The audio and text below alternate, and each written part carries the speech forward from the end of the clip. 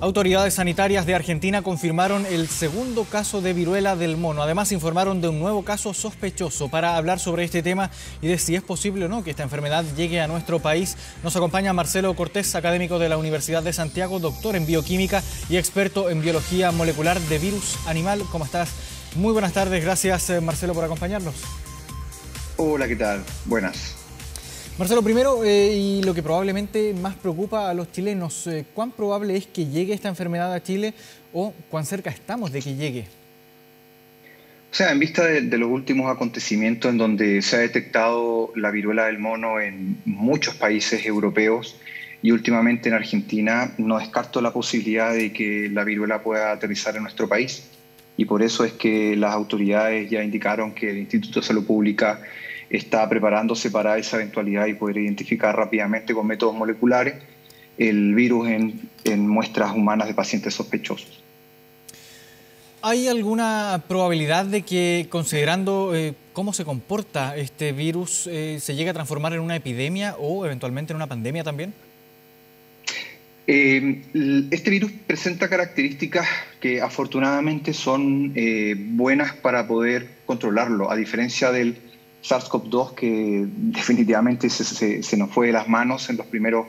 Hay que recordar que en los primeros brotes la OMS indicaba que no había que usar mascarillas, posteriormente que sí. Se generaron una serie de errores debido al desconocimiento de cómo se iba a comportar el SARS-CoV-2.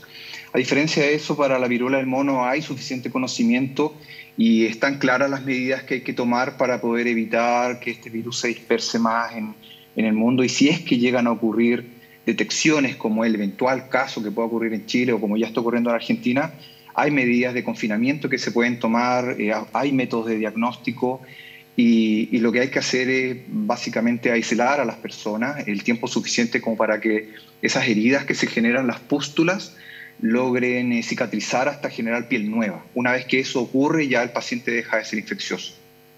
Y ahora, ¿cómo se comporta el virus en cuanto a su expansión? Con el coronavirus, por ejemplo, aprendimos que había que usar mascarillas, mantener una buena higiene de manos, tratar de no compartir espacios, no estar cerca de otras personas sin el uso de mascarillas. Y tomando en cuenta esto, ¿cómo se compara a la expansión, la forma en que el virus que provoca la viruela del mono se expande hacia otras personas?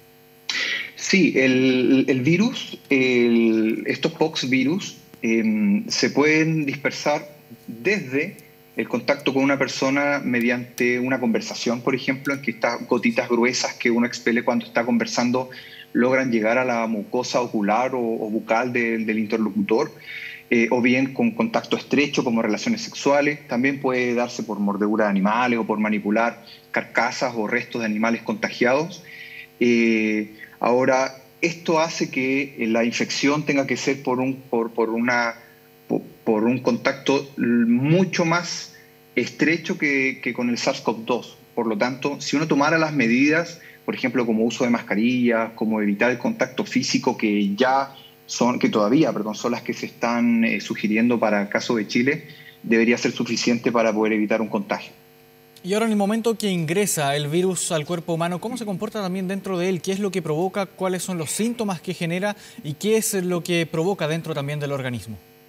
Sí, a ver, una vez que el virus ingresa a nuestro cuerpo, se generan dos viremias. La viremia primaria es dos viremias, es decir, donde el virus infecta nuestro organismo y se dispersa en su interior. Es una enfermedad sistémica, o sea, nos infecta completamente nuestro cuerpo. No se localiza especialmente en un órgano, como por ejemplo puede ser influenza, que se ubica en una infección pulmonar principalmente o vías respiratorias.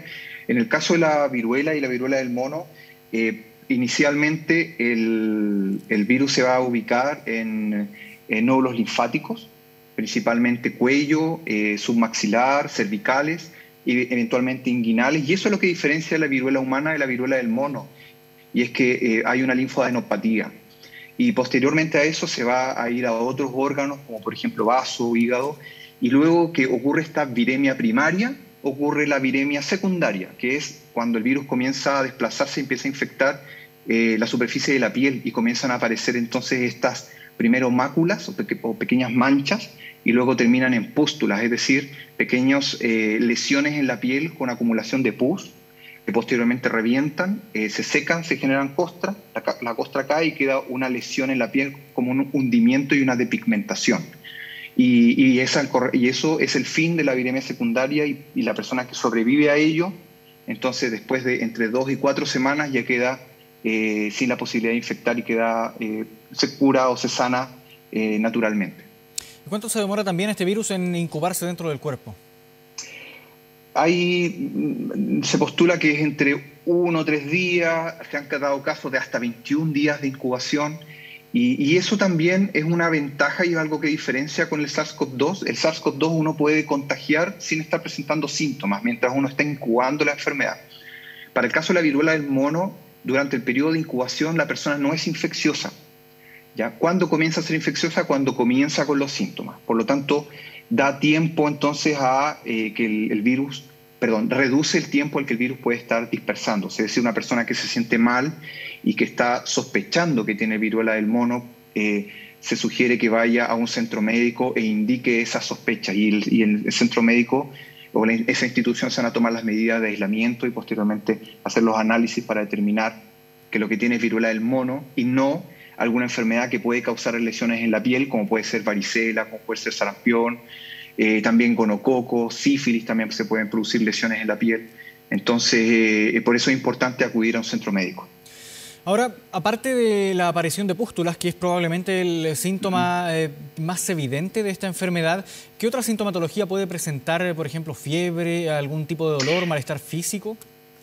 Claro, en el primer estado, como cuando le decía la viremia primaria, cuando empiezan los síntomas, comienzan con dolor de cabeza, con decaimiento, ¿sí? Con dolor de espalda, dolor muscular, y posteriormente viene la inflamación entonces en los ganglios, principalmente en la zona de la cara, o bien ganglios inguinales también. Esos son los principales síntomas a los cuales hay que estar atentos. La salida de las pústulas es posterior a los 3 días. Por lo tanto, una vez pasado la fiebre, normalmente después de eso ocurren las apariciones de las lesiones en la piel. Y ahora, en cuanto a la gravedad de esta enfermedad, ¿a qué nivel de gravedad se puede llegar? Quizás puede tener algún tipo de consecuencia. ¿Cuáles son los factores de riesgo, también la población de riesgo frente a esta enfermedad? Sí, la población de riesgo principalmente se describe para niños menores de 5 años, para pacientes inmunodeprimidos, por ejemplo, con tratamiento contra el cáncer o bien alguna enfermedad que cause inmunosupresión. ¿Y cuál es la primera pregunta? Le preguntaba sobre la gravedad de esta enfermedad. ¿Qué nivel de gravedad? Si es que puede tener quizás algún tipo de consecuencia en la piel quizás o en los mismos ganglios que se inflaman que usted nos mencionaba con esta enfermedad. Sí, normalmente esta es una enfermedad autolimitada, suele pasar en menos de 4 semanas. Las lesiones que van a quedar en la piel son pequeños, como decía, pequeños agujeros y de pigmentación en la piel, pero lo más grave es que eventualmente esta enfermedad puede causar la muerte. Los datos de mortalidad que hay de la viruela del mono están principalmente basados en lo que ocurre en África.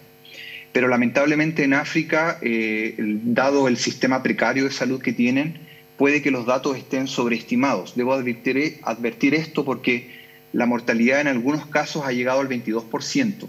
No obstante, se asume que hay 2 variantes, o clados, el de África Occidental y el de África Central o de la cuenca del Congo. Los brotes que están ocurriendo son del clado de África Occidental, que corresponde a la variante menos agresiva, presentándose más o menos un promedio de mortalidad del 1%. El cambio, el clado de la viruela del mono de África Central puede presentar en promedio una mortalidad del 10%, 1 de cada 10 pacientes. Es alto. ¿Cómo surge también esta enfermedad? Se habla de enfermedades zoonóticas, si no me equivoco, y usted me puede aquí también corregir con el término, que son de origen animal. Hemos visto anteriormente, a lo largo de la historia, también de las últimas décadas, que hay enfermedades que se traspasan desde alguna especie animal hacia el ser humano. ¿Por qué se produce esta interacción que finalmente genera este traspaso de una enfermedad de una especie a otra? Sí. Es muy buena pregunta porque de la respuesta abarca también desde lo medioambiental. Las zoonosis ocurren porque enfermedades que son típicas de ciertas especies animales saltan al ser humano en una infección primaria que es, te podría decir que accidental, es decir, el patógeno no está diseñado o preparado para dar ese salto, no obstante ocurre. ¿Por qué ocurre? Porque el ser humano está actualmente explotando tanto el medio ambiente y está accediendo tanto a lugares que son selváticos, por ejemplo, en África, y por lo tanto está teniendo contacto muy estrecho con animales, ya sea por cazarlos o por comerlos, es que estas enfermedades emergentes entonces están ocurriendo con mayor velocidad o con mayor frecuencia que anteriormente. La presión que está haciendo el ser humano sobre el medio ambiente hace que aumenten estas posibilidades de zoonosis. Ahora, hay algunas zoonosis que son, voy a dar un ejemplo, el virus de la rabia.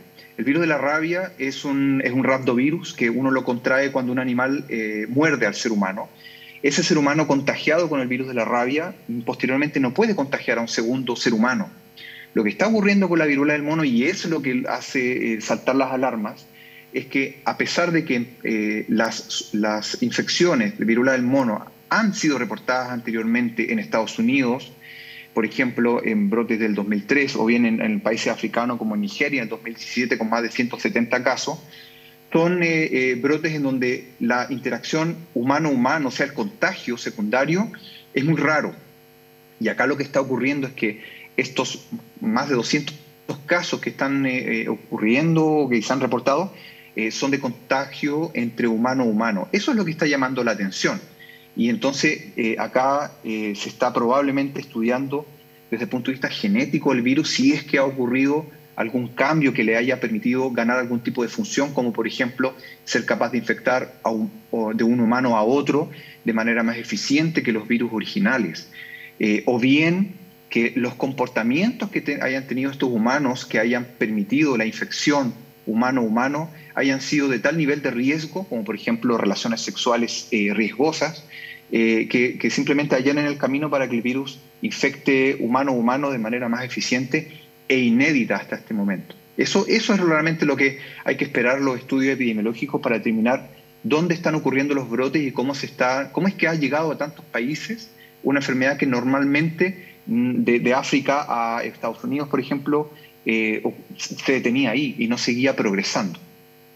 Ahora, volviendo a hablar de cómo actúa esta enfermedad en el cuerpo humano, quisiera saber también si es que hay algún tipo de tratamiento, algún antiviral quizás que sea efectivo contra el virus que provoca la viruela del mono, o se limita solo al tratamiento de la sintomatología que presenta esta enfermedad en el cuerpo humano. Sí, hay un par de antivirales que están en experimentación, no están aprobados en humanos. Sidofovir es uno de ellos. La viruela del mono, hay una vacuna que declara la CDC que estaría siendo aprobada, que es una vacuna atenuada que se llama Jynneos. Sin embargo, lo que está aconteciendo actualmente es que algunos países están analizando o bien ya están realizando compras de vacunas para la viruela humana, para la variola, es decir, vacunas antivariólicas. Vacunas que están diseñadas y aprobadas para su uso en humanos para poder controlar la viruela humana, pero que tienen, como sabemos ya, un 85% de protección, y esa puede ser una herramienta a la cual, bueno, ya algunos países como Gran Bretaña está tomando medidas como directamente comprarlas y aplicarlas eventualmente en alguna población de riesgo que pudiera significar inicios de brotes, y de esa manera con la vacuna poder evitar esos brotes. Ahora, hablando del comportamiento del Estado, de las autoridades sanitarias, ¿qué medidas se pueden adoptar también para, por ejemplo, prevenir la llegada del virus de la viruela del mono al país? Sí, por las declaraciones de las autoridades, el ISP ya está esperando los reactivos para poder hacer, es lo que yo deduzco de sus declaraciones, los reactivos para poder hacer la detección por PCR. Hay principalmente dos formas para poder detectar este virus rápidamente. Una de ellas es con el método molecular, método de PCR que nosotros ya conocemos. Antes del COVID nadie sabía muy bien lo que era el PCR. Hoy en día todos lo saben, es una técnica de biología molecular para poder detectar parte del genoma del virus.